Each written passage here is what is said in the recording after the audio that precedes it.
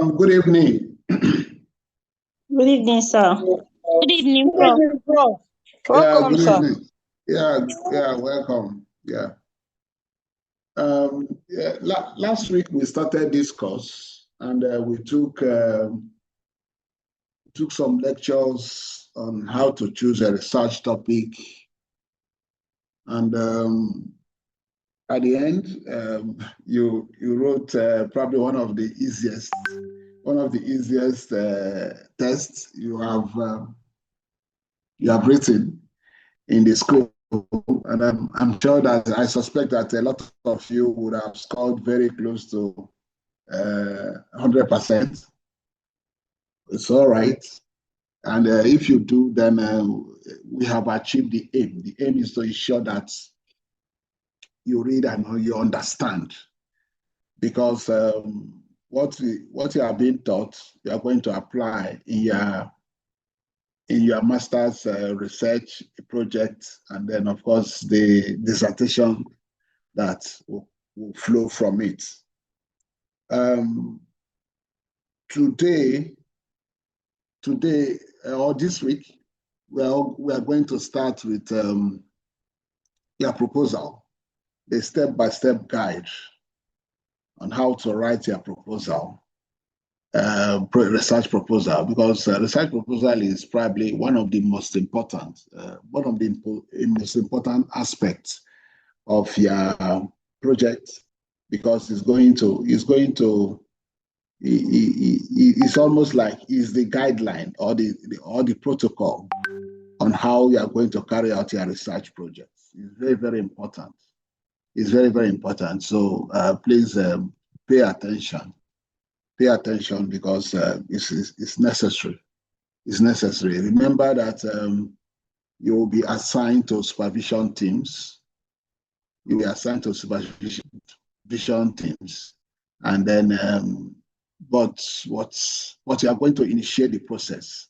So the initial thing, the initial proposal, the initial draft of the proposal you are going to write, and you are going to write it using the information you get from this lecture. We told you that this course, we are going to stretch. We are going to stretch this course to cover. We are going to stretch this course to extend even beyond the usual duration, because we want to teach you very close to when you need that information or that competence. So, and these are the weekly tests. The weekly tests will be regular. So after this proposal presentation, we are going to, after this week's lectures, we are going to stop the lectures on research proposal, on research methodology, and then do the start and complete the course on management and entrepreneurship. Okay, but we are going to resume the lectures on research methodology after you have presented your proposal, and we have earmarked the presentation of your proposal for the first week of February, and because of the number, that can take us probably throughout February, but we'll see how it goes. Okay, throughout that February. So after that, you may be receiving monthly lectures on research methodology, or the lectures can even be given by a supervision team, because you'll be assigned to them, and they will take over all the necessary things you require for your work. Okay, so we are teaching you this how to write the proposal, because you are expected to use it to initiate the process of your supervision. So initiate the process of your supervision. So let's continue. The last week, we actually said one or two things about this research proposal. Especially the fact that it is made up of 5 components. It's made up of five components. But in spite of being made up of 5 components, we don't expect you to produce a bulky document. We don't expect you to produce a bulky document. We'll expect you to produce a document that is not more than 40 pages, including the references. Okay, and the first part of the proposal is the introduction. Introduction has sections. But the first section is the introduction. The second section is the brief literature review. The third section is the methodology of the study. The fourth and the fifth can be considered as appendices. The first one, the first appendix, which is the first component of the proposal, is timelines. You have to set a timeline, and then you do a budget. Okay, so these are the 5 components, and we're going to take time. We're going to take time to look at them one after the other. So let's start with the introduction. Introduction is the first. Let us not call it the chapter, because technically a proposal doesn't have a chapter. It's the dissertation that has a chapter. So the first part of the proposal, which we can call 1.1, is introduction. So the introduction has different components. The first is the background of the study, which we can call 1.1. The statement of the research, the statement of the problem, which we can call 1.2. The justification of the study, which we can call 1.3. We can number 1.3. The aim and study objectives, which we can call 1.4. The research questions and hypotheses, 1.5. The significance of the study, 1.6. And the study limitations, 1.7. So these are how they are listed. And this is how the graduate school wants us to write even the chapter 1. Chapter 1, the introduction is a chapter 1. It is called, let us call it that the introduction in the proposal will not be, it's similar to the introduction in your dissertation, but it is very, very abridged, very, very abridged. It shouldn't be too bulky. Just as we said, it shouldn't be more than 4 or 5 pages. Okay, so it has different components. It has the first one is the background. What do we have? Let me also remind you that at the end of the whole thing, I'm going to give you a checklist, an outline of what you should have in each of the sections and subsections. We're going to give you that to guide you in writing. To guide you in writing, we are going to give you the sections and subsections. The sections and subsections. So the background of the study is where you introduce the study, giving the context. You give the context, and so you introduce what you are studying and the factors associated with what you are studying. What you are studying, and to do that, you are going to list out the key components. What's the key components of the study, or the important things about the study? You are going to list them out. Remember that in writing your proposal, it's almost like you are writing an essay. And of course, in secondary school, we are taught how to write an essay. Usually, we are taught that before you write, when you are writing an essay, you make an outline. You make an outline of the points. So for you to write your background, you have to jot the important things. You have to jot the important things. Okay, jot the important things there, and then decide on the sequence of how to present it, knowing fully well that the introduction or this background is the first thing that will be read, and you want it to be attractive. You want it to be attractive. That is actually the secrets of writing, the secrets of engaging writing, and you want anybody to read what you have. So which means that your initial statements, which is what you have under the background, should be captivating enough. Make it captivating. So what you do, so to do that, you have to outline the important aspects of the work, and then decide on the sequence. Because each of the key aspects, all the key aspects of the research will have to be interwoven. They have to be interwoven. All the key aspects will have to be interwoven. So you make a list and then decide on how to write them. Make a list and then decide how to write them. I'm going to give you an example. An example is the CAP study. The CAP, or the knowledge, attitude, and use of clinical preventive services amongst patients attending general outpatient clinic of a tertiary hospital in South Nigeria. So that is the research topic. So what are the important things there?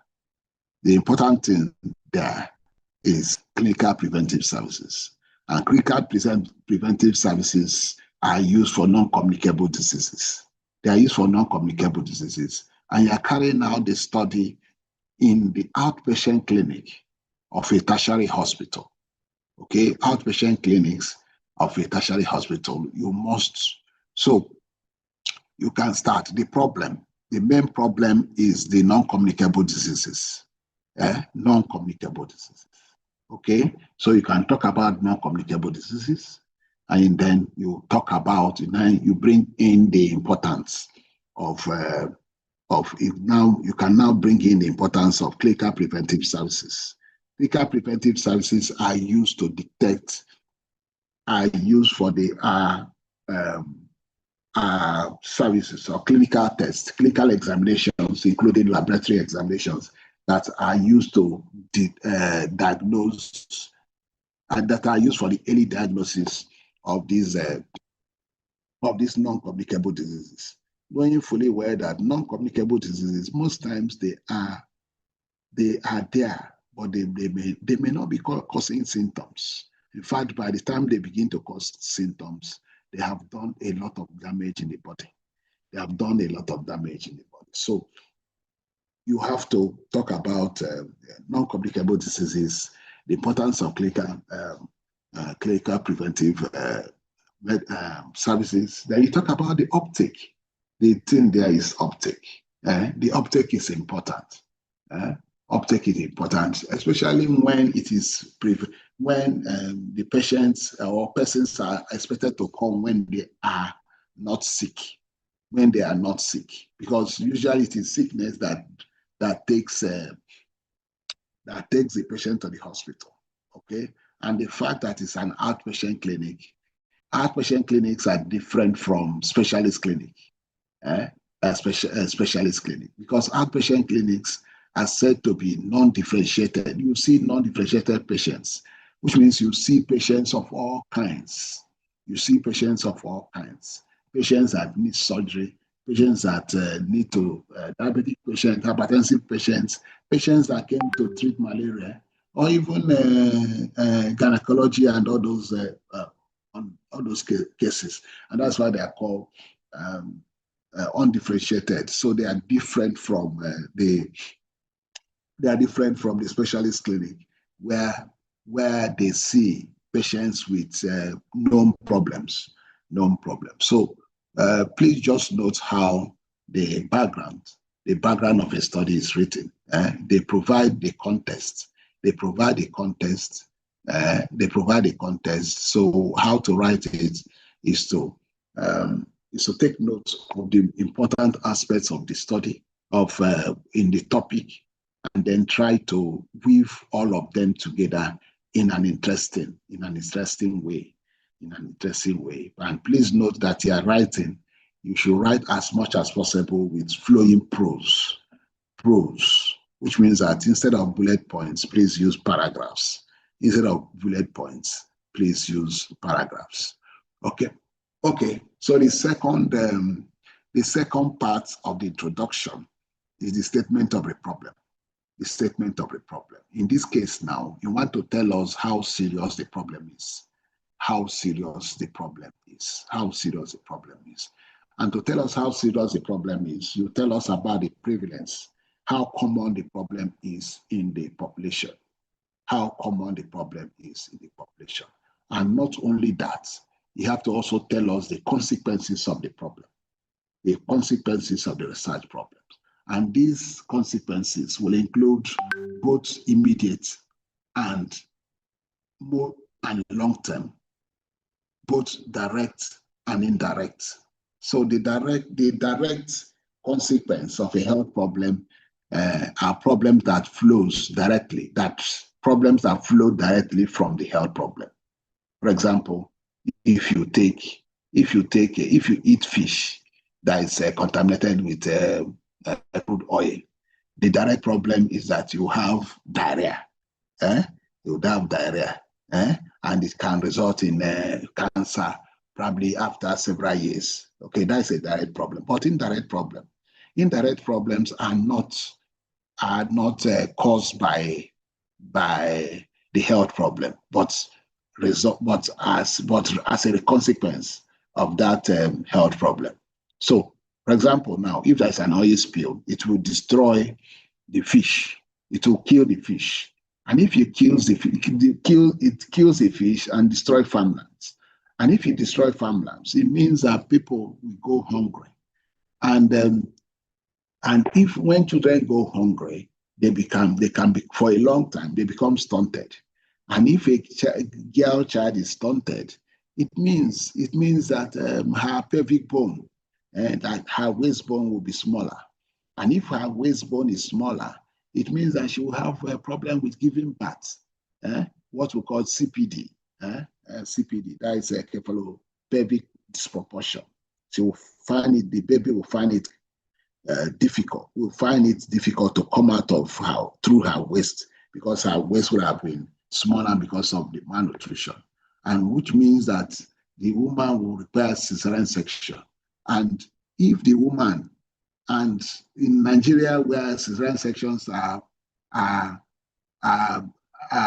provided on a cash and carry basis, which means that if the woman doesn't have money, if the woman and the husband, if they can't fund it, they can't pay for it, it means that she can die from it, or she can have prolonged labor that can result in obstetric injuries like BVF. Okay, so you can see the consequences of oil spill. It is not just immediate, but long term, and it's not just indirect. It's not just direct, but indirect. So under this statement of the problem, we'll expect you to go to town to talk about the problem, how frequent, how common is a problem, and the consequences of that problem. Okay, so you have a lot to write. So, and one of those places where you can write a lot will be this statement of the problem. This statement of the problem. But note that in your proposal, you can just write a little. Write a little, but when you are writing your dissertation, you can expand. You can go to town. Okay. The second, we have talked about that. The second one is the justification of the study. You have to justify the study. Why are you carrying out the study? Why are you carrying out the study? You are carrying out a study because it's a research. Why are you carrying out the research? Okay. Usually you carry out research because you want to fill a research gap. You carry out a research because you want to fill a research gap. And how do you identify a research gap? You identify a research gap by answering two questions. The first one is, have similar studies been carried out? Yes or no? Yes or no? And then if they have been carried, if yes, how is your study? How is your proposed study different from other studies? So you have to justify your study. You have to justify your study. Okay, and in the academia or in writing, academic writing, you are not you have to show evidence. So if you say if there have been, if you ask have there been any similar studies, you have to show us why, how you are able to find that, how you are able to find that. Did you do an internet search? Did you search the library, physical library? Did you call known experts to find out if similar studies have been carried out? You answer yes or no. And if you find, you have to briefly review them, and then to identify that research gap. Remember when we are telling you about choosing a topic, we gave you instances where you can even do a topic. You can even repeat a study that has been that has previously been carried out. We said, for example, if they have changed the definition, the criteria, the diagnostic criteria of the diagnostic criteria as they did with hypertension. We said if you want to use a different methodology, for example, if they use the cross-sectional study design, you can decide to use an interventional, which is even higher in the hierarchy of studies, and then you can decide to carry it out in a different population. Remember the hypertension studies that I told you, examples. I told you I've done hypertension studies amongst lecturers, amongst traditional rulers, and even amongst clergy. So you can use other studies, and then the one they call the sacral. Okay, the other one too in different population too. So if you are carrying out the study if studies used to be carried out in a facility, health facility, it's always better. It's also better to go to the community to carry it out, because when you carry out the study in a community, it means that the so-called iceberg effect will not be a problem. Will not be a problem to you. Okay, so these are the justification. I must say that the problem I've seen, the mistake I've seen with a lot of students is the mistake of taking significance of the study as the justification. No, the significance of the study is different from this justification. The significance of the study is different from the justification. Justification is related to the study, the research gap, while significance has more to do with the contribution to knowledge or contribution to practice. In fact, in the protocol of our School of Postgraduate Studies, of Graduate Studies, they separated them. Justification comes after the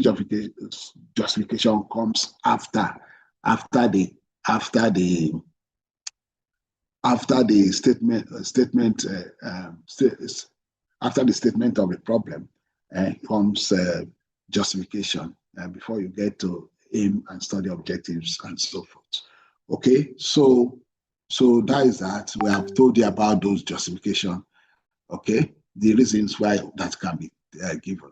I think I will just pause briefly if there is any question or comments before we go to the study aim and study objectives, which are very, very important. In fact, the most important aspect of the most important part of the proposal.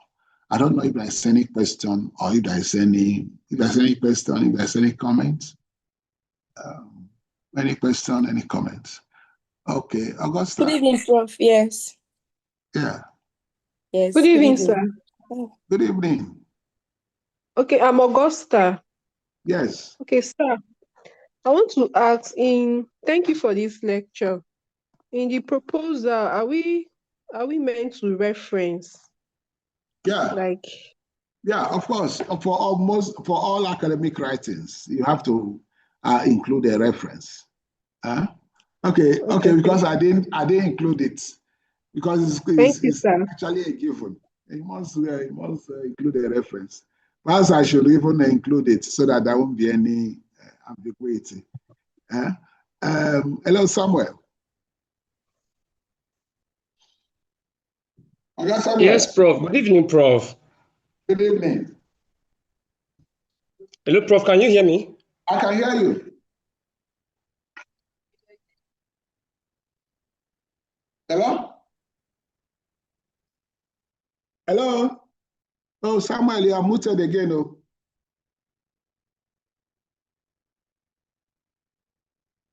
Hello, Samuel. Okay. Perhaps we should Good evening, Prof. Yeah, good evening. All right. Thank you, Prof, for the lecture so far.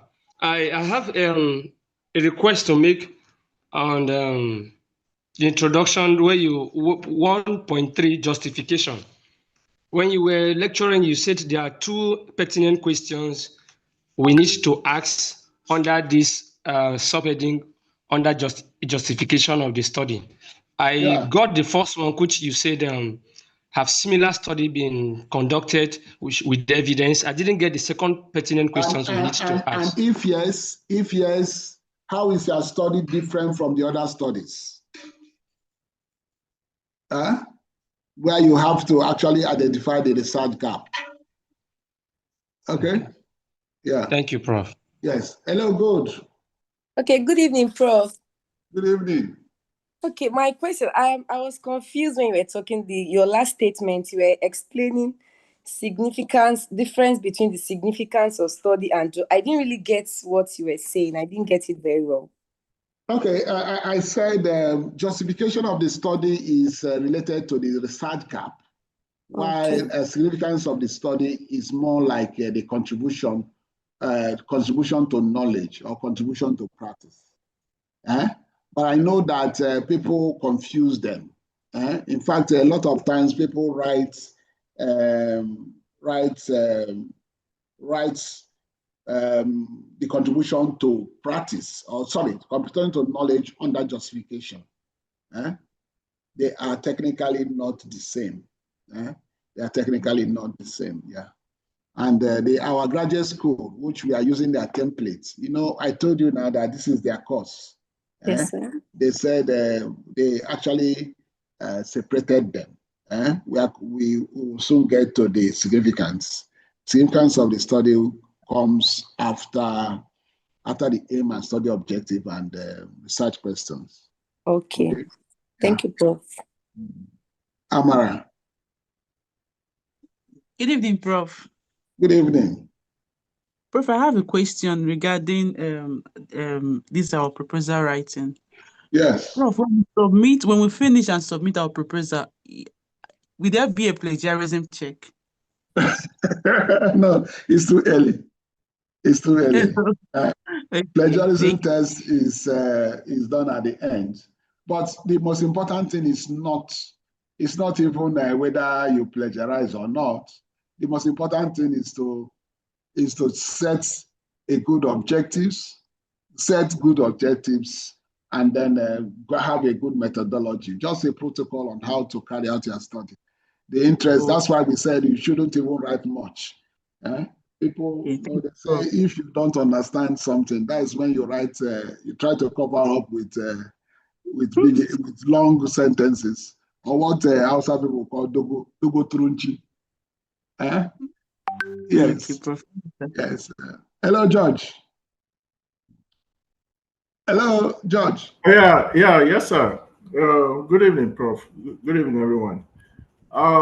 Sir, the proposal, since we are talking about is an essay, are we going to accurately highlight these backgrounds, like the background? When you get to background, right under the background justification. I'm just wondering, yes. since it's an essay, are we Yes. just No. writing? Okay. I said essay, but it will have those sections. In fact, sections and subsections. They should have it. It's just that under those sections and the subsections, they should be written with prose, with paragraphs. Yeah. Okay. Thank you.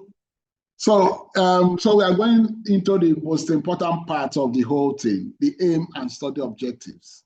How do we do the aim? The aim is similar to your topic. It's similar to your topic. The aim is similar to your topic.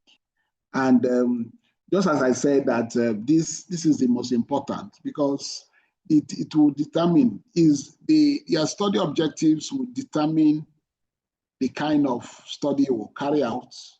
It will determine even the study tool, how the kind of data you collect, and even how you are going to analyze the data, how you analyze the data. So everything about the study is determined by the study objectives. That's why your supervisor, most times they are not even interested in the other aspects, in your background justification, background statement of a problem, justification. They are not interested at this point. In fact, for me, I would have even said you should just write aim and study objective and then move on to the methodology. Because the other sections can be rewritten at the final moment, at the last moment. But if you get your study objectives wrong, it means that your data will be wrong. It means that your results will be invalid, and it means that you cannot even discuss anything. So, for people like us that are stressed a lot, we are supervising a lot of students. A lot of times we are not interested, especially at this point. We are interested in making sure that the study objectives are right. And that is what we are going to do. In fact, if it is the only thing we will achieve in this lecture, would have done very, very well. Or what in the Sunday school they call the memory verses. Please, this is it. Let's know how to. The aim is easy because it is similar. It's similar to your. It's similar to your title. You just to add the action words to determine, to compare, to assess. Just add it to your aim. Just add it to your topic, and that is it. I must also stress that at times the aim is called general objective. The aim is called general objective. Yes, in some dissertations they call it general objectives, and I'm sure that if you had done some studies in probably other universities other than the University of Port Harcourt, they would have used general objective. But the University of Port Harcourt, they want you to use aim. They want you to use aim. In fact, even during your final defense, when the dean or his representative, that is the dean of the School of Graduate Studies, or his representative, when they come, they will be looking at this. They will come with the protocol, the official, and they want you to write it as written there. So the aim of the study, please note, it is aim, not the general objective. Okay. So as we said, the aim is similar to the topic. So you just to add to assess, to compare, to determine. Okay, so that is it. That is it. So it's very easy. So, but the one that very, very much we have to spend a lot of time to know is the objectives. The objectives are usually a subset, a subcategories of the aim. Aim is usually the outcome. Aim is the outcome. Aim is the outcome. Why this? Prof, please, your voice is low. Aim is the outcome. Aim is the, I don't know, is it, I hope it's not that low. No, sir, your voice is No, it's okay, No, sir. can hear you, sir. Go ahead. Okay. So, so usually the aim is the outcome, the end point. For example, uptake. For you to go for immunization, that is the end point. But before you go, remember what we taught you in the behavior and health promotion about this behavioral change communication. Before you do something, you already would have known about that thing. That is the knowledge, and with knowledge will come the good positive attitude before you patronize. Okay, and of course, if you are also interested, but if you are interested even in behavior, you're interested in, say, hand washing, the hand washing practices. You want to know whether that individual, the respondent, is how much he or she knows about the importance of hand washing. Okay, and apart from that, you want to also know the attitude towards hand washing, and then the hand washing itself. So usually the objectives are broken down. The objectives are broken down aims. Okay, so a lot of times, personally, I like that, what we call the CAP studies, CAP study, because it will give you an idea of what to measure. So if you see an uptake, you know that before, it's not just to go ahead and study the uptake. It is better for you to know the processes that resulted in that uptake. It's better to know about the processes that resulted in the uptake. So that's why we will encourage you. Most of your research topic, once you have started submitting, but most of them will be captured into that CAP. We can put CAP instead of putting the uptake of hand washing practices. Hand washing practices. We may probably change the topic to knowledge, attitude, and hand washing practices of mothers. Just to make sure that you recognize the fact that the objectives should include knowledge, should include attitude, should include practice. Okay, so that's what we want you to know. So most of what you are going to do, whether it is clearly stated as a CAP study, that is knowledge, attitude, and practice, but once it involves knowledge, once it involves practice, once it involves lifestyle, please make it a CAP. Ensure that the objectives, you capture it as knowledge, attitude, and practice. Okay, there is another thing that we have to also say, especially when you're evaluating a service. That is what they call I'm sure that you did, those of you in MPH, the MPH program, you did 2 courses in health system management. They are used to assessing the quality, or they are used to assessing the evaluation of a health service.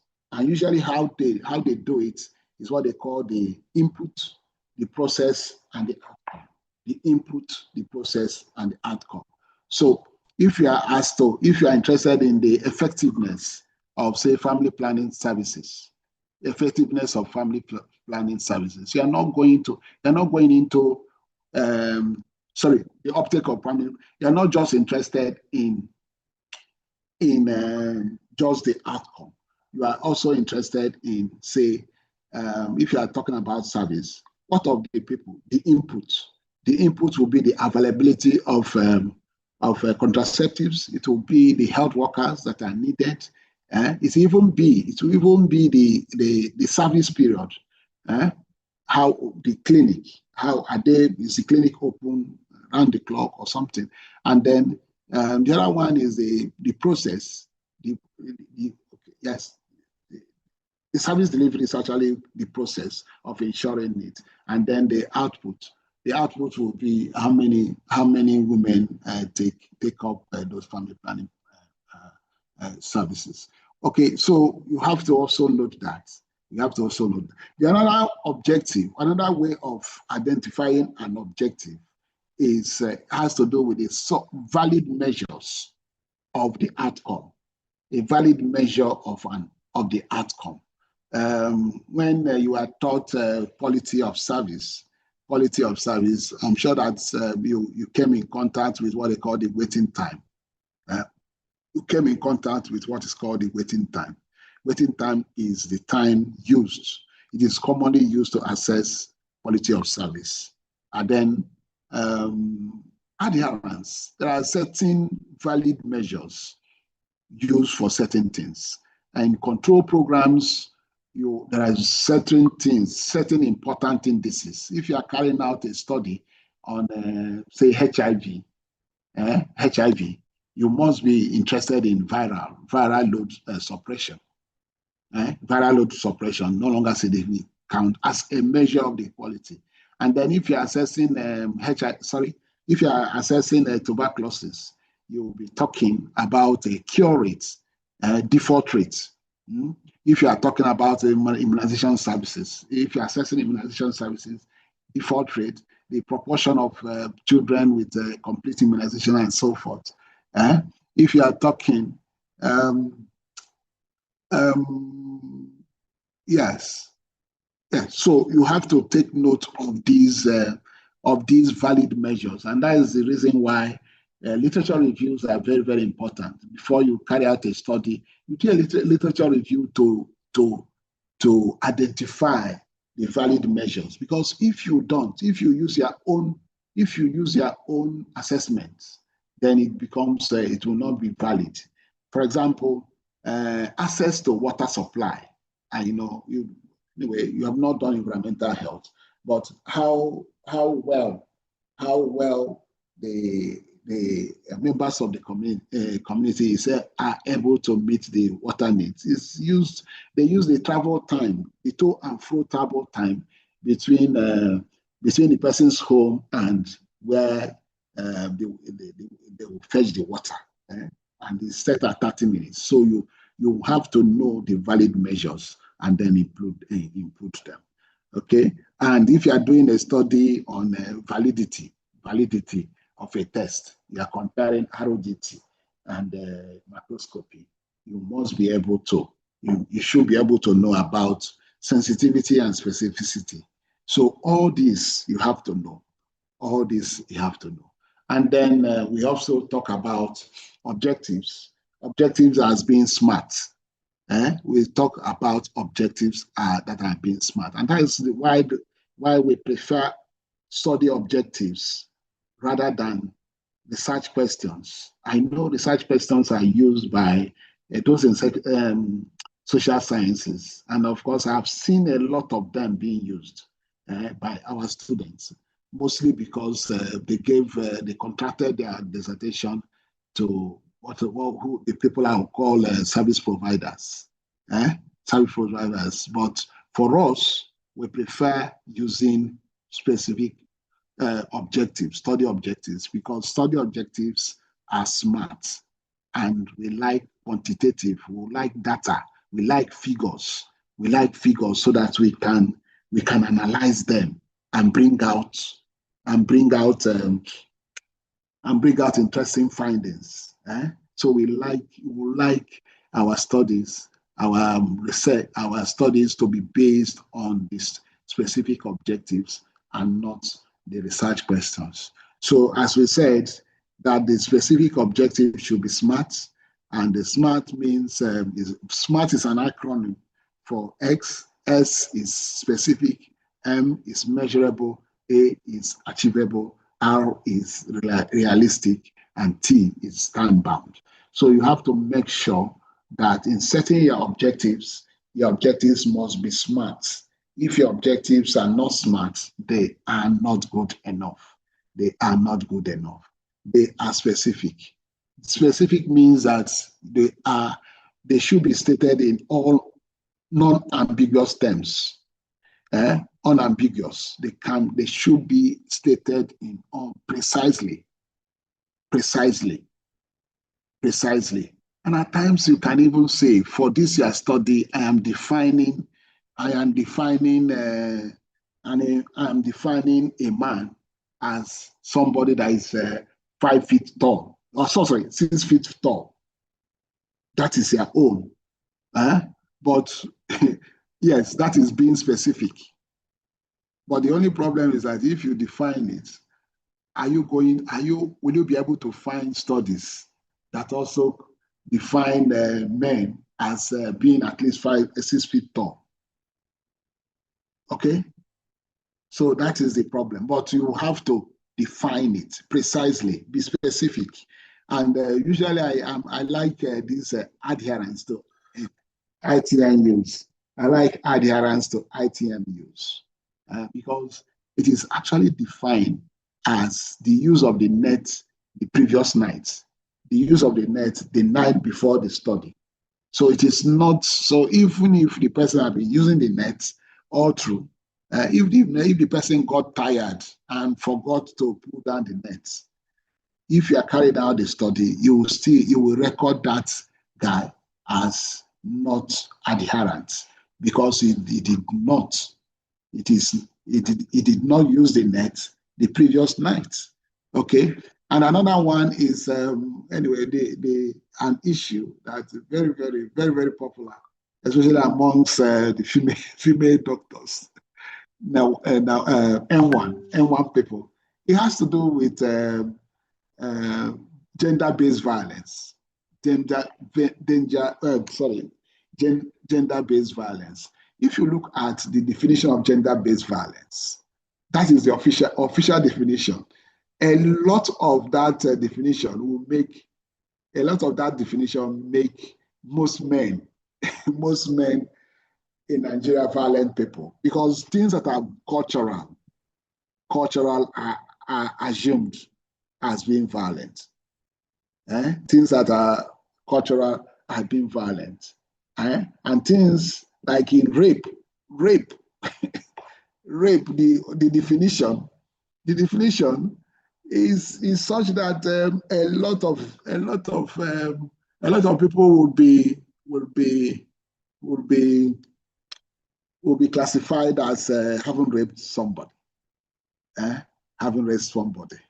Yeah, because especially in the traditional setting where that first date, woman is supposed to behave with restraint, and all those things. So we have to, when you are carrying out a study, please precisely state it.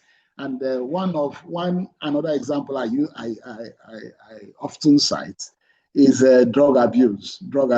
I once went to Uniben to examine medical students, and one of them did a study on drug abuse and amongst Uniben students, and she recorded more than close to 95%. Close to 95%. Okay, so you would just think that almost all students of the university engage in drug abuse. You would think that, but until you will look at what she considered as drug abuse. In fact, she included taking drugs without prescription. Okay, in fact, if you say taking drugs without prescription, that is in itself not completely true, because there are some drugs that are called over-the-counter drugs. So those drugs, you are not supposed to take them without you don't need a prescription before taking them. Yes, but the student classified it, opened it up, such that if you take paracetamol without a prescription, you'll be considered as being engaged in drug abuse. So the definition of what you are studying is very, very important. You have to precisely state it and go by it. You have to precisely state it and go by it. Okay, so being specific. And being specific even includes how diseases are being diagnosed. How diseases are being diagnosed. It should interest you that diseases are not diagnosed in the same way. In fact, there are three methods of diagnosing a disease. So in carrying out the study, you have to specify which one you are using. Is it the case definition? Is it laboratory diagnosis? Is it clinical diagnosis? Case definition is when you just describe what you consider as a case, as the case of the disease. When I was in medical school, when HIV test was very expensive, was very, very expensive. They were using the case definition, and they will say history of weight loss and so and so, plus, or what they call the minor and major signs. You combine them. So that is a case definition. So that is a case that is different from laboratory diagnosis. And laboratory diagnosis are based on are carried out with laboratory tests, which laboratory tests are more specific, more sensitive. Okay, but there is also what they call the clinical diagnosis, where the doctor looks at the symptoms and signs of the patient and decide whether they have the disease. When you are carrying out a study, you must state the one. You must state the one. Their definition. You must state it. At the beginning of the COVID-19 pandemic, case definitions were used, where they talk about fever and, of course, the history of foreign travels. Was a case definition. Okay. So if you do that, it means that a lot of people with fever, in fact, almost everybody, the patients that came to hospitals with like teaching hospitals, fell significantly during the COVID-19 because anybody that came with fever was a suspected case. So when you are carrying out the study, and you have to make sure that you have to be specific, and being specific is that even looking at the disease entity and deciding which one. And then the study population, you have to specify them. Please even note that even that the research topic we said you should include, we say you should specify the study population. Yes, because they are not the same. The general population will consist of everybody. But you have under 5, you have women of the productive age, you have elderly persons, and in environmental health, or where you are interested in exposure, like air pollution, you'll be interested in the exposed persons, people that were exposed. So there you have to distinguish them. And then even in the study population, even if you are doing a hospital-based study, you will know that patients of a hospital, especially the tertiary hospitals, they are not the same. Outpatients are different from inpatients. Outpatients, they may not be as sick as inpatients. And patients seen in the emergency department usually have more serious illness than patients seen in the GOPD. So we have to note that. And even in the departments, like O&G, not all their patients are not the same. Some are pregnant women. Some are even women attending infertility clinic. Some are women with gynecological problems. Okay, so all these that is the reason why you have to specify the study population. You have to specify the study population. And we said that, we also say that the objectives must be measurable. You must be able, when you set the objectives, you must measure. You must measure. knowing they fully well that we said that you can only study what you can measure. You can only study what you can measure. You cannot study what you can't measure.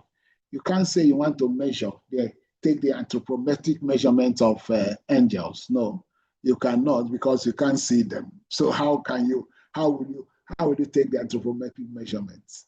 Okay, so you can only measure what you can. You can only study what you can measure. And in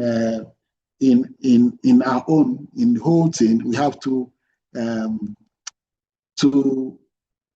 ways of measuring things. It's either you measure with weights or you measure directly, or what they call quantitative and qualitative. Quantitative and qualitative. Okay, quantitative and qualitative. And so you can measure. You must be able to measure it. If you say, even if you say the quality, even if you say the quality of service, remember you have to find a way. We have to find a way of assessing the quality, waiting time. Or if we want to assess the water quality, access to water supply, we said the travel time, how long it takes the individual to fetch water. However abstract that thing is, you must find a way to measure. You must find a way to measure that thing. It's only when you can measure, only when you can find a way to measure it, that you can study it. You cannot measure, you cannot study what you cannot measure. You cannot study what you cannot measure. Okay, and even when words are spoken, a lot of you will do studies with questionnaire. Questionnaire records words, but you have to find a way to make it more objective, to add objectivity, to add measurability to those words. And that's why we talk about knowledge. Sorry, we'll talk about knowledge. We have to find a way to assess the knowledge of the person. We have to find a way to assess the knowledge of respondents. And then we said later, when we will teach you how to design their study tool, you come to know about assessing knowledge using exam-like questions, And even for disease conditions, you have to categorize them. You have to categorize them normal, abnormal. Hypertension, normal, abnormal. Diabetes, normal, abnormal. Irrespective, even weight, overweight, underweight. You have to classify, you have to categorize them. So that you can, yes. And then you have to always find a way. We have talked about knowledge. Even for attitude, you have to find a way to measure attitude. Attitude is the disposition towards something. You must find a way to measure that attitude, that disposition. And one of the best ways of measuring that disposition, which is almost like an abstract thing, is to use a Likert scale to measure it. We are going to tell you more about how to do that. Then the objective should be achievable. It should be achievable. You are not going to receive any grants. You are not going to receive any grants, but yes, which means that it has to be funded. It has to be funded by you, just as we said. You have to ask yourself some questions. Can you finish? Can you complete the study within the period allowed? You won't have more than six months to do this project. So you should be able to conclude the project within 6 months. And if you can conclude the project within 6 months, do you have the money? Do you have the logistics? Do you have the assessment tools? Do you have the statistical backup to conclude it within that period? And then realistic. Okay. Realistic. So, okay. Achievable, realistic. Okay, we are saying about the time, and then everything has to be time bound. You are going to do cross-sectional study, So you have to, cross-sectional study is a study in time, a period in time, a period in time. So you have to tell us when. In fact, if you are collecting your data, you must tell us the date. Sorry, you must tell us the period you collected the data, because periods may be different. Periods are important, especially when the disease condition has seasonal variations. If they have seasonal variations like malaria is more during the rainy season, or mosquitoes and malaria are more during the rainy season. So it is always better. It is better for you to do the study during. You have to specify it so that you can interpret the findings. And then in epidemiology, I'm sure you are taught about point prevalence and period prevalence. Point prevalence is that moment in time where period prevalence is over a certain period. And in your literature review, I'm sure you would have had some. In your literature review, you will also know how certain things are assessed. For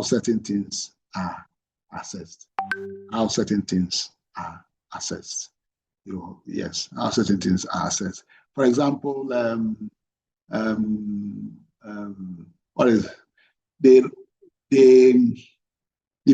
period? Diarrhea. Period prevalence of diarrhea is used as a measure of access to sanitation facilities. It's usually calculated over 2 weeks. So you have to note about that.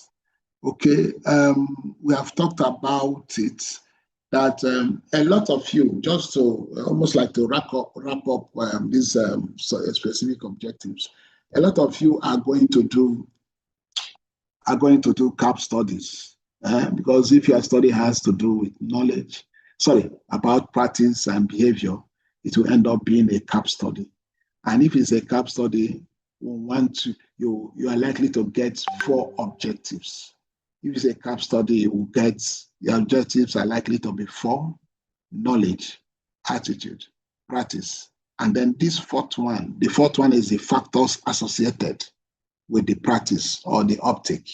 I want you to add that fourth one, because that is what distinguishes an undergraduate study from a postgraduate study. In fact, some persons will just think that PG students should not be doing CAP studies. No, they can, or they can, especially when they are able to add this 4th objective. And this 4th objective involves cross tabulations, bivariate analysis, which can even make move your study from descriptive cross-sectional study to analytical cross-sectional study. Okay, so those of you, if you are doing a CAP study, please note that your study objectives must be a minimum of 4 study objectives. Okay, and if you are doing any study that has to do with hypertension,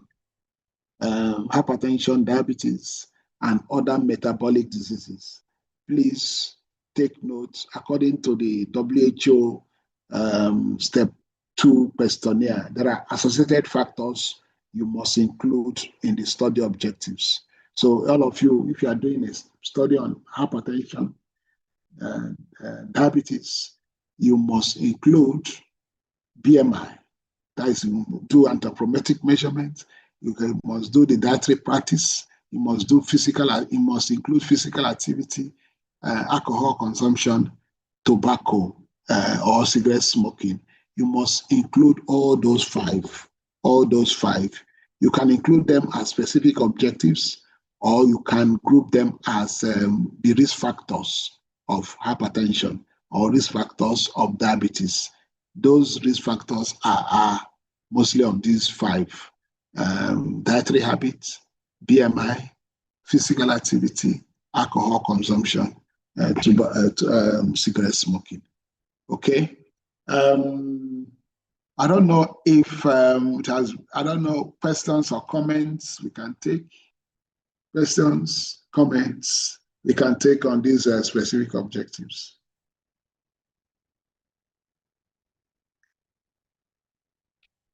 Questions?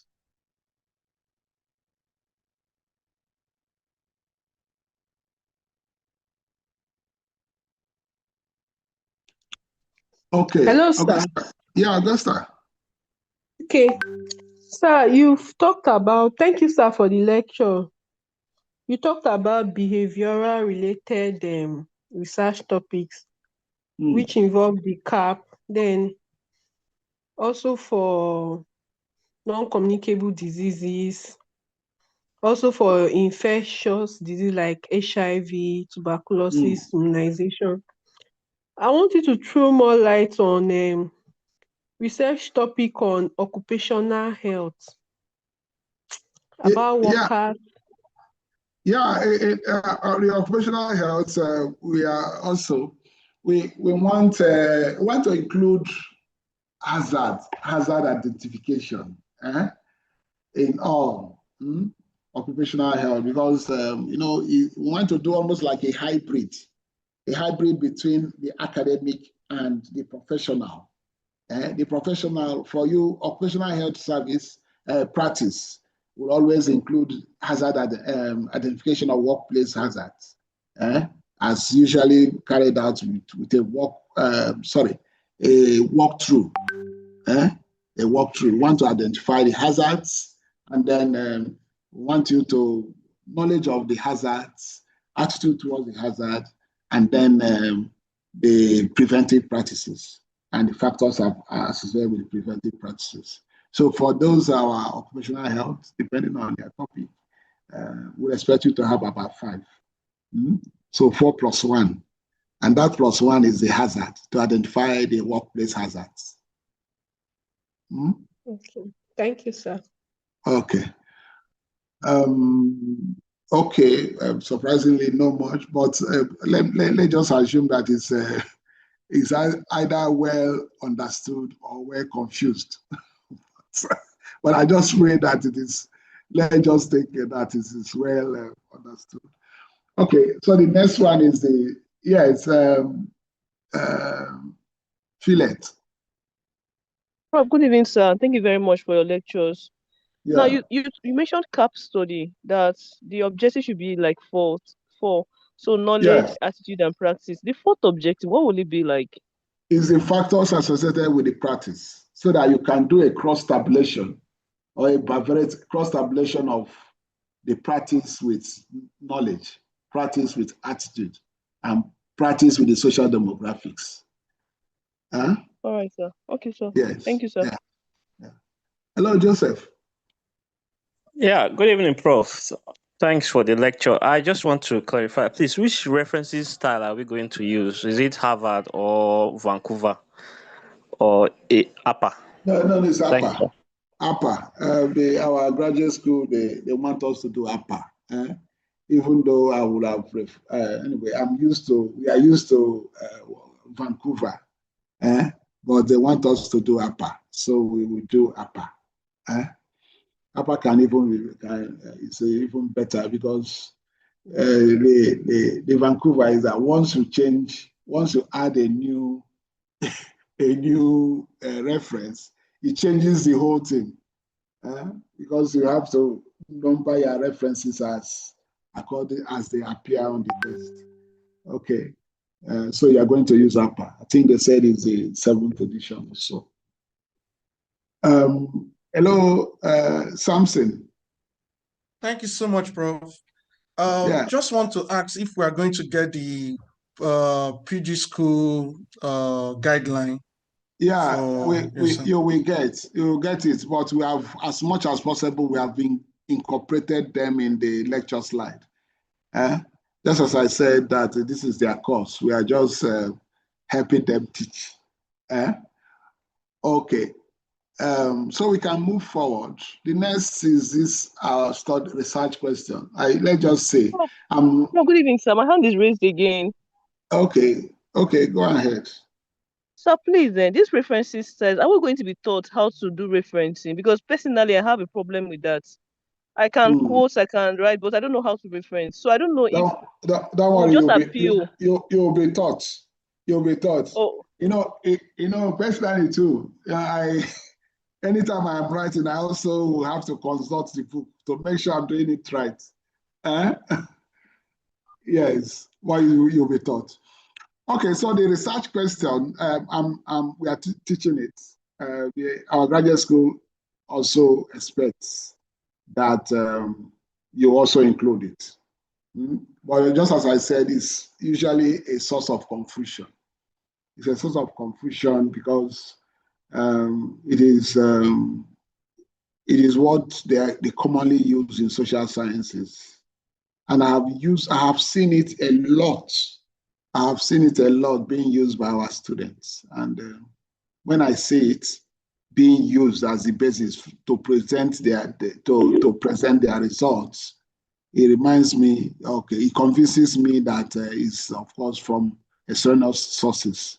It's not what we teach, and it's likely to be a service provider that didn't have access to our lecture slides. Okay, so our graduate school expects you to have study research questions. In fact, so research questions are usually they are derived from the research, from the study objectives. It's just that they are now converted into questions. They are now converted into questions. So when they are converted into questions, at times it affects their measurability. There are times because they don't, and that's why research questions are commonly used for qualitative studies,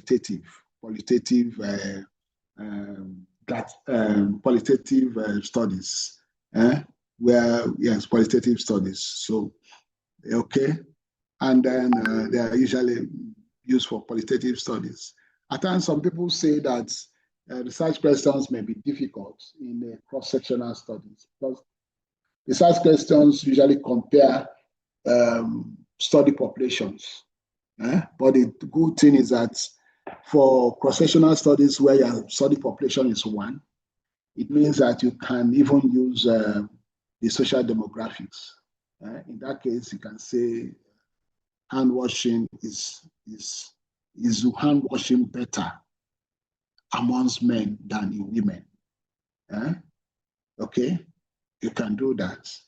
You can even use the social demographics, occupational groups, your educational status. You can do that. You can use it for your research questions. But our graduate school expects that you have something on your research question, research question, and it is what you derive. It's what you derive from the specific objectives. Okay, the hypothesis is also derived from the research questions, from the study objectives, and it's almost like gut feeling. Gut feeling is also better. It's also better when you are comparing two populations. It's also better when you are comparing two populations. But the research hypothesis, they try to forecast the results. They try to forecast the results. Remember, when we are carrying out a study, because we want to answer certain questions. So research hypothesis is usually stated to forecast the results. And there are actually two types of study hypothesis. There is the alternate, and then the null hypothesis and the alternate hypothesis. The null hypothesis will always say that there is no difference. There's no difference between one study population and the other, or one social demographics and the other. Why the alternate will say that there is a difference, and it is expected that you state both of them. You state both of them. You state both the null and both the null and the alternate hypothesis. Okay. Then, okay, so we have done that. So the next now will be the significance of the study. Significance of the study. Remember, we are talking that significance of the study is sometimes confused with the justification of the study. We sometimes confuse significance of the study with the justification of the study. Significance of the study with the justification of the study. And we have to say that just significance of the study is more towards the contribution of the study to practice or to knowledge. So if you are carrying out a study on immunization in a rural community, it means that you are contributing data, information on immunization, the uptake of immunization services in that community, in that community. And then you can go ahead and talk about what will be the contribution to to practice. So if you know, if it is known that the uptake is low, it means that the government will have to make more efforts to encourage people, to encourage childhood immunization in order to prevent the outbreak of vaccine preventable diseases. So you can stretch it there and you can talk. Yeah. Okay. So we have talked about that. The other thing now, the next is the last of the subsections of the introduction is the study limitation. Is the limitation of the study. Limitation of the study. Limitation of the study is, I think I've forgotten the lady was saying, didn't understand why limitation should be in chapter 1. But this is proposal. In this proposal is what you intend to do. So it's better for you to identify the things that are likely to affect the validity of the results of your study. Okay? And it has to do with, though a lot of them has to do with the methodology, or even your study, even your aim and study objective. Okay? Because in your aim and study objective, you are going to state the study population where you are going to carry out the study. If you decide to carry out the study in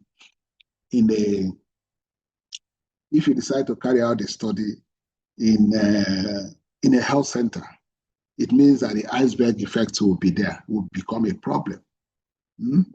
If you are carrying out the study, if it's a cross-section, if you state that if it's a cross-sectional study, it means that you have to carry out the study one moment in time at one certain period. And if if you are studying some things that have seasonal variation, it means that you have to be careful with industrial strike. If there's because industrial strike can affect it. Industrial strike can affect can delay it, can push what you are supposed to do in the rainy season. A study you are supposed to do in the rainy season can push it into the dry season, which will affect the validity of the study. Okay. One mistake. So the thing there in this proposal, if you notice anything that is likely to affect the validity of your study, this is the opportunity to remedy it. And that is one of the reasons why it should be in your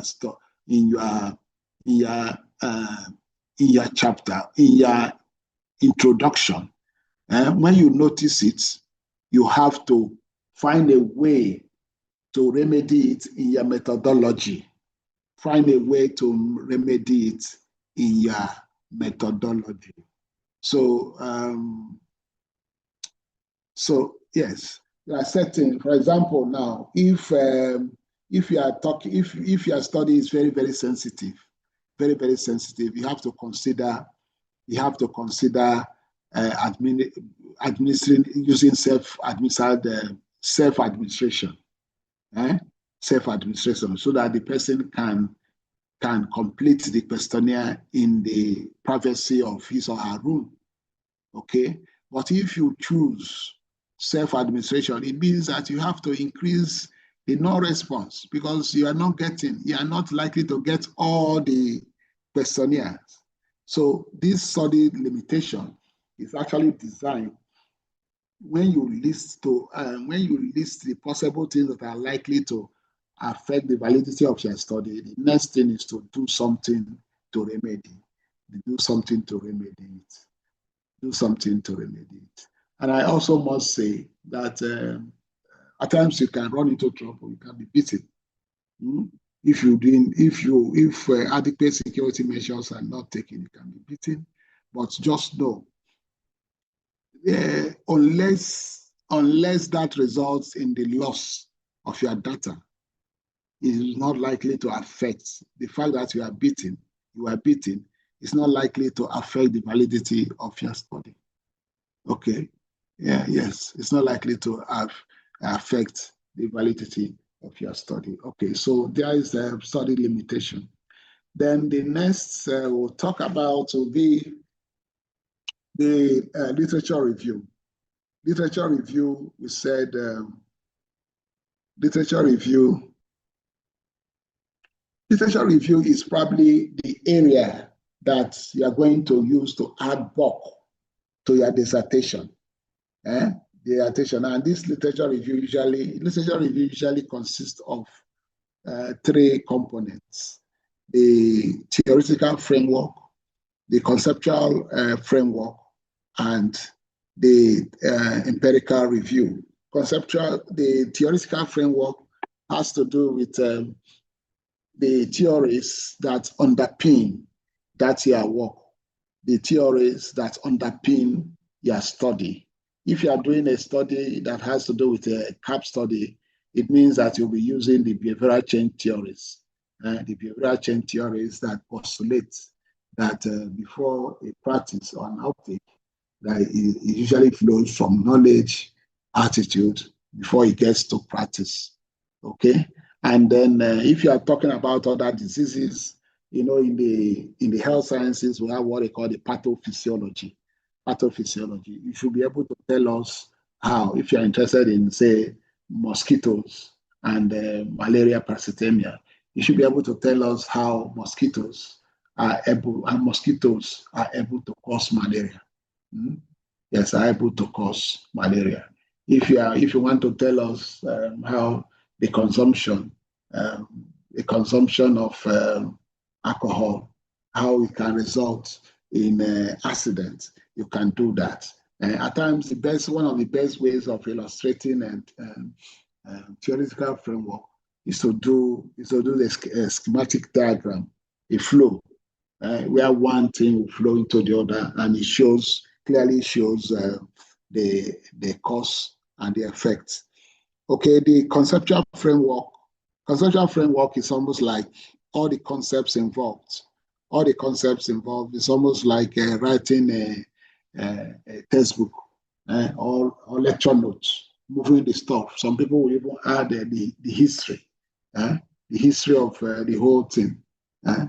Okay, and then the empirical review is when you carry out a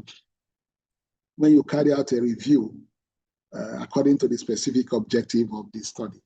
But for your proposal, we just expect you to present just the theoretical framework. Just give us the theoretical framework.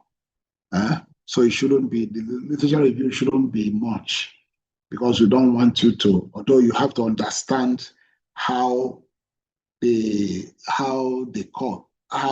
relationship between the concepts of the study. The relationship. You have to understand all the pathophysiology of the problem you are researching, but we don't want you to go deep into it, because you will not be given a lot of time. You'll be given barely 1 month to write this year proposal. Okay, so I don't know if there is any other question or comments. Any question or comment?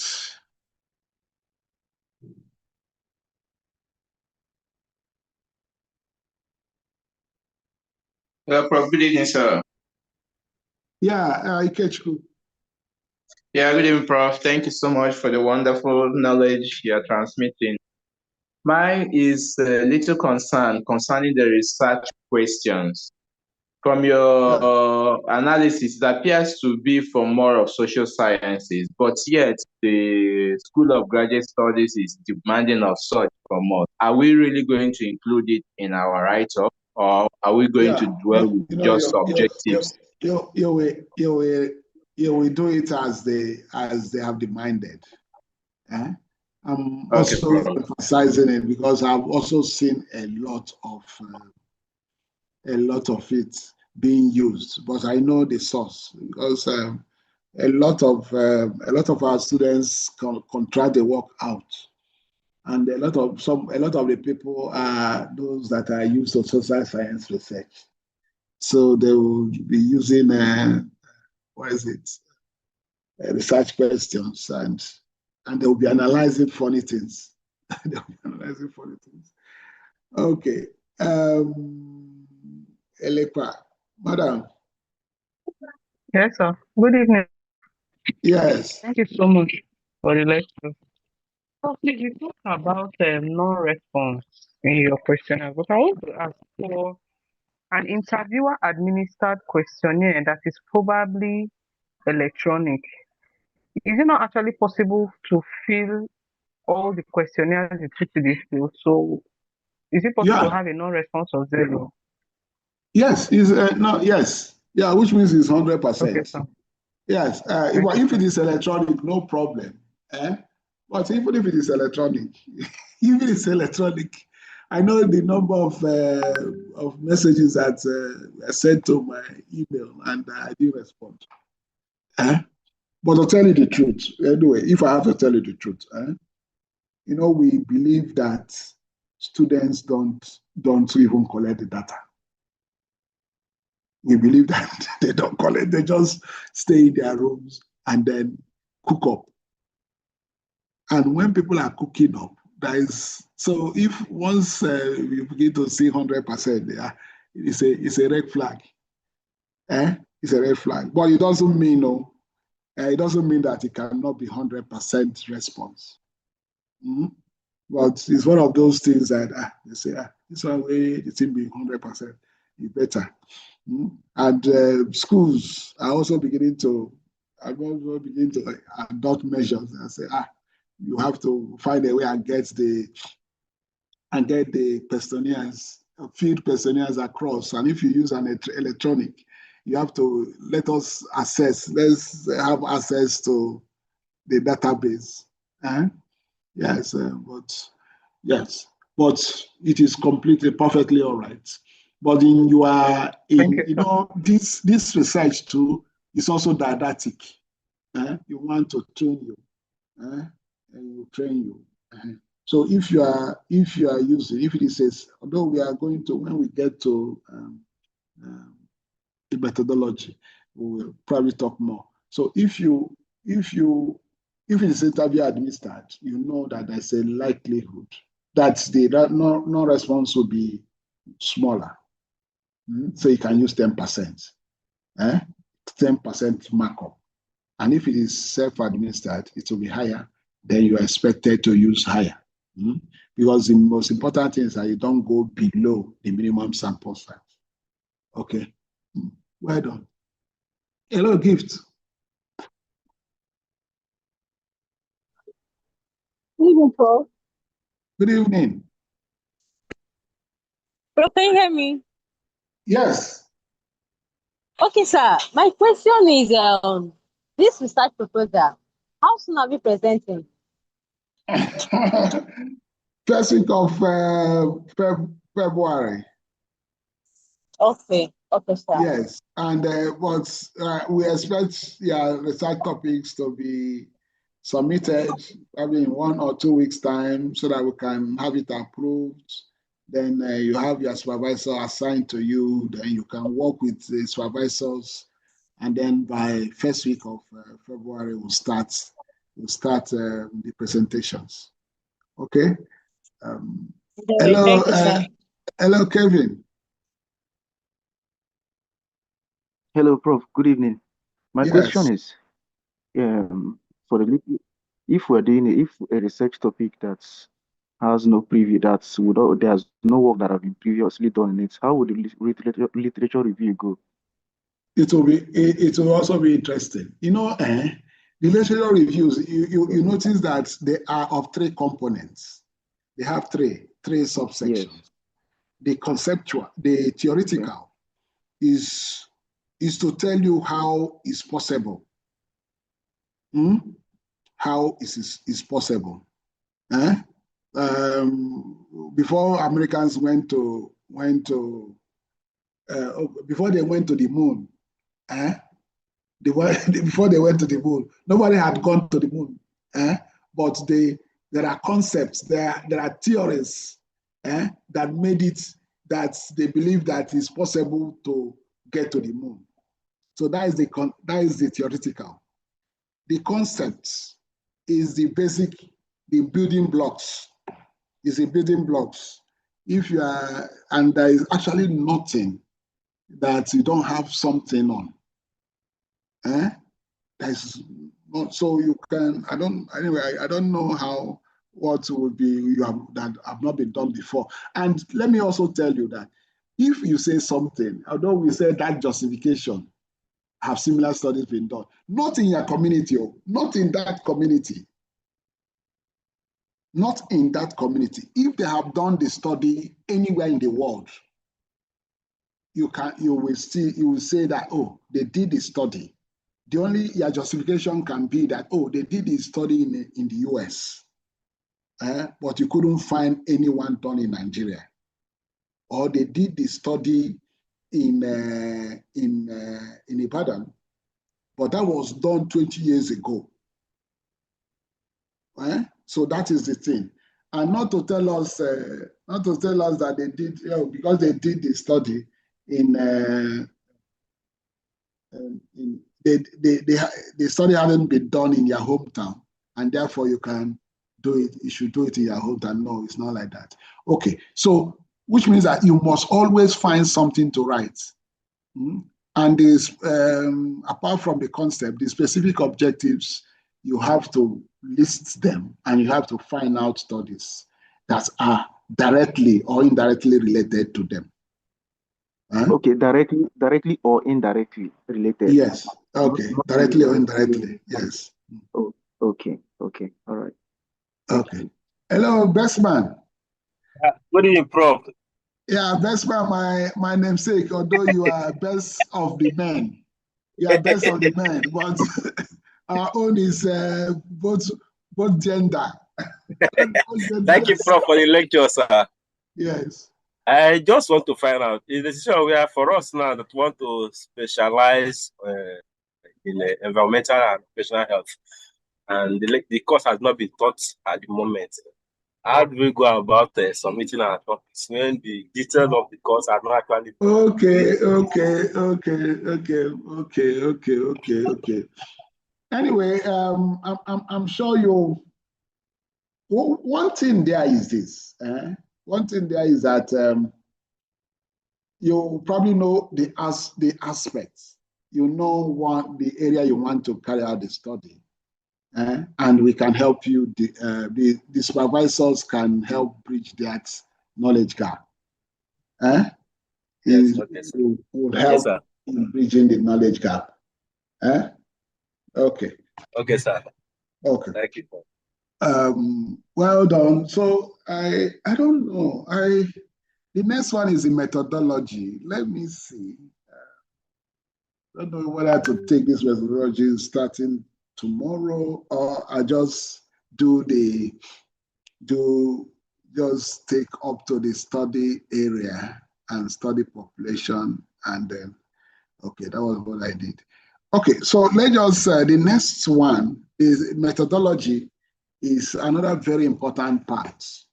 In fact, methodology will tell you, you are going to write how you are going to carry out the study. You are going to write how you are going to write the study. And it has a lot of subsections, study area, study population, study design, study tool, inclusion and exclusion criteria, sample size calculation, sampling method. Okay, you are doing a cross-sectional study, so this intervention will not be necessary. Data collection, data analysis, ethical considerations. You are going to, so you have these subsections, and you are going to write something on all. You are going to write something on all of these subsections, briefly. So we are going to tell you what to write in each of these subsections, starting with the study area. Study area is where you are carrying out the study. And where you are carrying out the study is you want your study to be, the findings of your study to be applicable, or yes, to be applicable not only in the area, in the place where you carry out the study, but also in similar places. And in public health, we are interested in rural, urban. In public health, we are interested in rural, urban. We are interested in the so-called ecological zones. In Nigeria, we are interested in oil-producing communities, especially in the Niger Delta. Yes, because we believe that they are distinct. They have they have peculiarities. So when you are carrying out a study in an oil-producing community, you want that study to be representative of the oil-producing community. When you are carrying out a study in a rural area, you want the study to be representative of, the findings to be applicable to most rural areas. And what are they? Rural areas, they are closer to nature. They are closer to the natural environment. And because they are closer to the natural environment, it means that things like Lassa fever, Lassa fever are more. And of course, in rural areas, they don't have a lot of social amenities. Okay? They don't have a lot of social amenities. Okay, so when you are carrying out the study, you are carrying out the study in a named study area. But if you say it's a rural community, you have to describe the conditions, in that your study area that makes it a truly rural community. If you say that you're carrying out a study in an oil-producing community, you have to give information, not only geographical. A lot of people go and give geographical information. A lot of people will give the stories, history of the area. No. What is most important to us in public health is to describe, if you say it's a rural area, describe what makes it a rural area, and so forth, Even if you say you did the study in a health facility, if you say primary healthcare facility, you have to describe it we know the kind of patients that go to the primary care facilities. If you say you did the study in a tertiary health facility, we know the patients that go there. They are supposed to be patients with serious sicknesses. Don't mind in Nigeria where people with uncomplicated malaria can go to a teaching hospital. But once it is mentioned in a study, you have to describe that situation, the characteristics, and not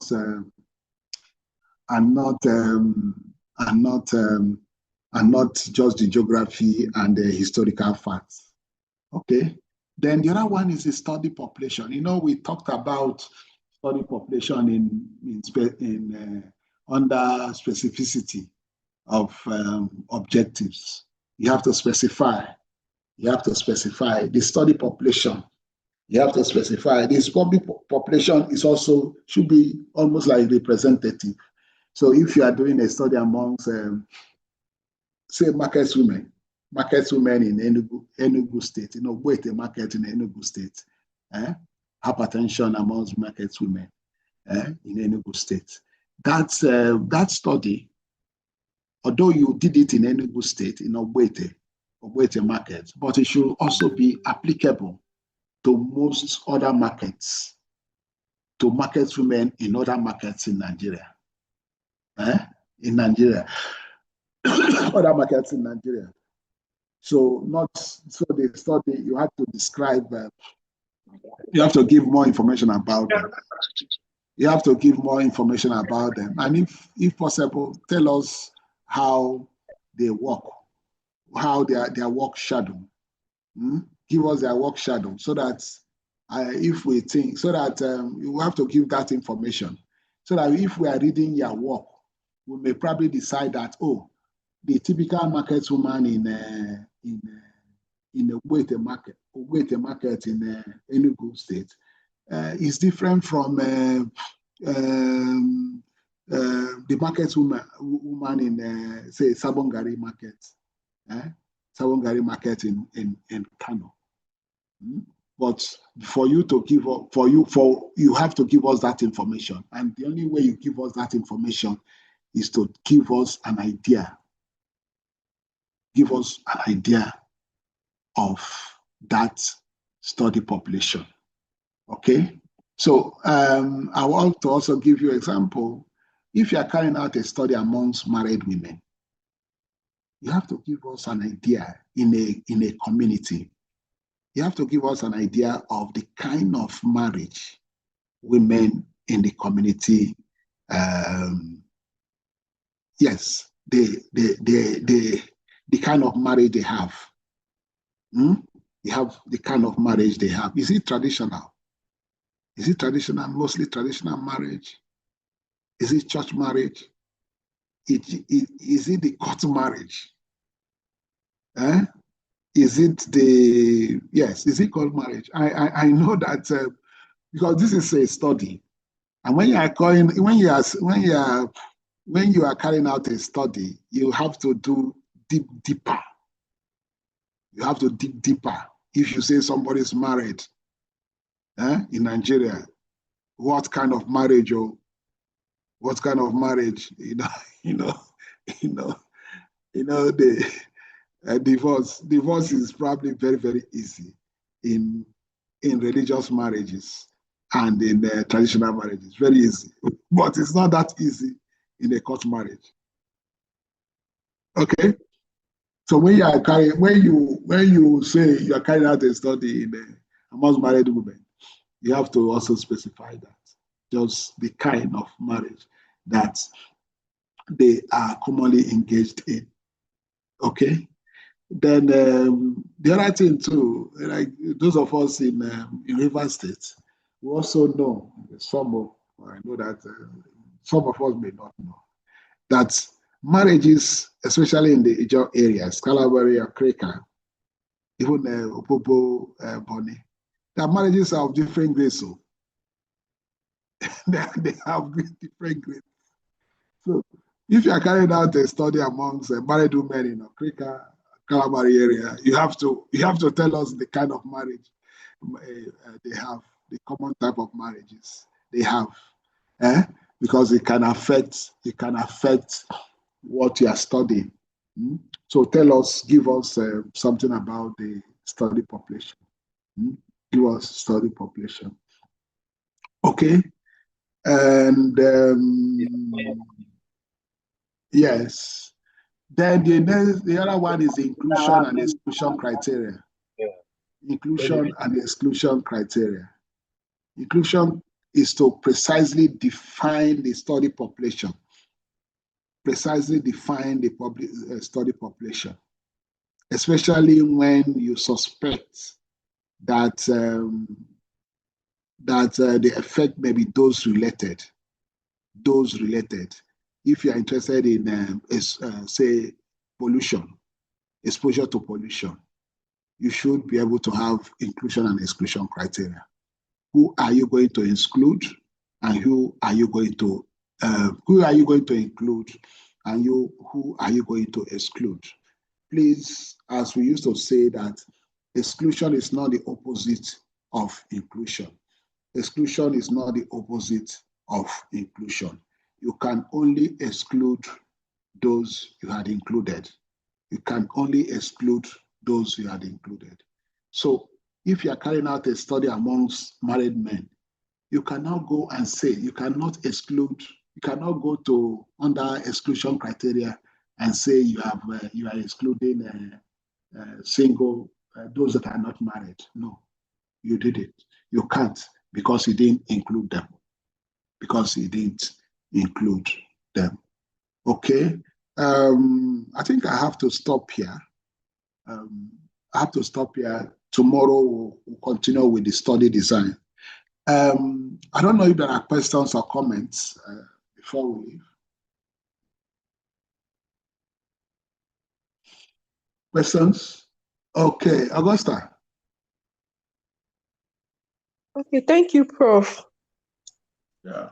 I want to ask, I still want you to throw more light in this study population, because from the slide, I'm seeing that I read a place in the slide that said, if you are carrying out a study among medical students in Uniport, mean that these medical students are representing like the whole medical student in Nigeria. But the way you explain it now, you said that you must describe, or you must have more or give more idea about that study population to differentiate them from another, like these market women in Enugu now. You must describe them to differentiate them from a market woman in Ibadan. No, it's not to differentiate. You have to give us the information, so that the person reading it, before he takes it as being applicable to the market woman in Ibadan, is the person reading it will now compare it with the typical market woman in Ibadan. Yes, but usually it is assumed that market women in Nigeria are almost the same. They're almost the same. They go to the market, they sell. They go to the market, they stay in their shops, attend to buyers or sellers. Sorry, attend to buyers and come back home. And once in a while, they will have to go and replenish their stock. So that is it.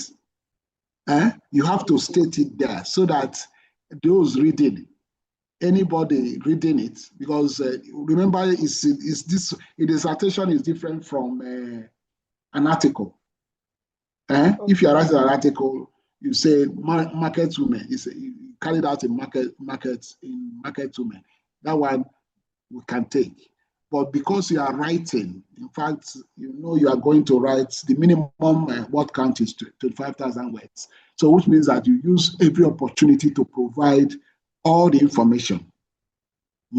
All the information, tell us everything. So for the medical students, we'll expect that medical education is almost the same in Nigeria, especially because the NDCN, the Medical and Dental Council, regulates it. In fact, prescribes how medical education should be carried out. So as it is in Port Harcourt, so it is in most other medical schools. So that is what is assumed. So give us all the information. Give us all the information. Every opportunity you have to write, please write. Please write. Okay. Thank you, sir. Yes, thank you very much. And at this point, we are going to stop here today. Tomorrow, we are going to start the study design. Thank you, Prof. And then conclude that. Yes. So thank you very much for listening, and especially for your contribution. If you don't contribute, we easily get tired. But it's your contribution that drives us on. Thank you very much. And have the best of the rest of the evening. Thank you. Thank you, Prof. Thank you, Prof. Thank you, Prof. Thank you. Thank you, Prof.